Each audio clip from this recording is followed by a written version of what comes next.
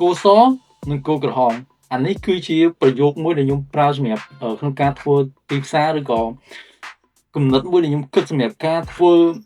ផលិតវីដេអូផ្សេងៗគឺខ្ញុំយកអាពាក្យហ្នឹងគឺជាគោលអាពាក្យហ្នឹងគឺមានន័យបែបយ៉ាងឧទាហរណ៍ថានៅក្នុងទីផ្សារនឹងមួយគឺលក់គោជាធម្មតាគោមានពណ៌សពណ៌ក្រហមពណ៌ខ្មៅមួយផ្សារគេលក់តែ3ពណ៌សុទ្ធឥឡូវខ្ញុំធ្វើមិនបើខ្ញុំលក់គោខ្ញុំដាច់ខ្ញុំផលិតគោមួយគឺគោពណ៌បៃតងជាធម្មតាគឺធម្មជាតិអត់មានគោណាពណ៌បៃតងហើយខ្ញុំផលិតគោពណ៌បៃតងខ្ញុំគិតមើលទោះបីជាយើងក៏ដោយយើងចូលផ្សារបើយើងឃើញស្រាប់តែយើងមើលទៅ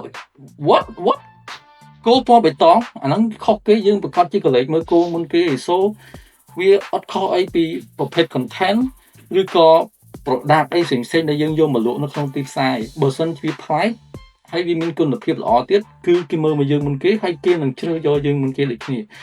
អានេះគឺជាកត្តាសំខាន់បំផុតដែលខ្ញុំយកវាមកគិតឬក៏យ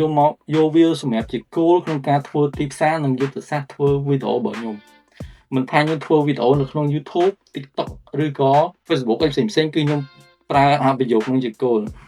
ហើយអ្នកទាំងអស់គ្នាអាចឆែកមើល account TikTok របស់ខ្ញុំបានឬក៏ content នៅ Facebook ខ្ញុំបានគឺអត់មានដូចគ្នាទាំងអស់គឺ content របស់ខ្ញុំគឺភាគច្រើនគឺខុសពីគេខ្ញុំអត់ធ្វើដូចគេអានេះជាកំណត់មួយសម្រាប់អ្នកទាំងអស់គ្នាហើយមួយទៀតខ្ញុំចង់និយាយពី commission ដែលខ្ញុំបានពីដំបូងគឺខ្ញុំចូលទៅមើល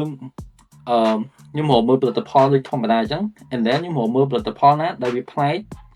and then ខ្ញុំយកផលិតផលហ្នឹងយកមកឆែកមើលក្នុង TikTok បន្ទាប់ពីខ្ញុំឆែកមើលក្នុង TikTok ហើយបើសិនជានៅក្នុង TikTok ហ្នឹងអត់សូវមានអ្នកលក់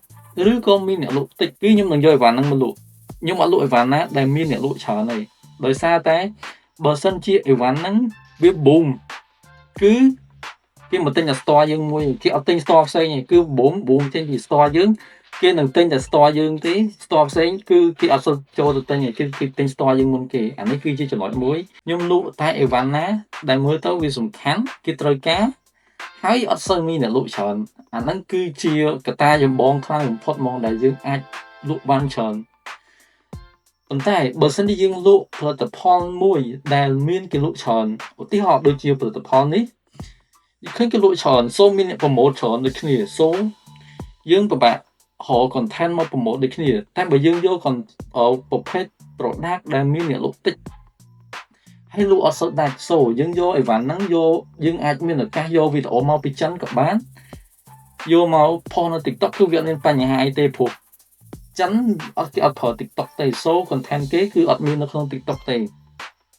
យើងអត់ take risk ខ្លាំងទេបើសិនជាយើងយកប្រភេទ product ណាដែលគេល្បីខ្លាំងគេលក់ដាច់ច្រើន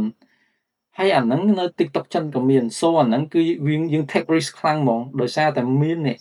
គឺអាចនឹងមានយក content ពីចិនដូចគ្នាគេយកមកផុសនៅ TikTok ហើយបើសិនជាយើងផុសទៅជាន់គ្នា TikTok វានឹងចាប់យើងហើយយើងខុសគោលការណ៍គេបិទ account នឹងចោលហ្មង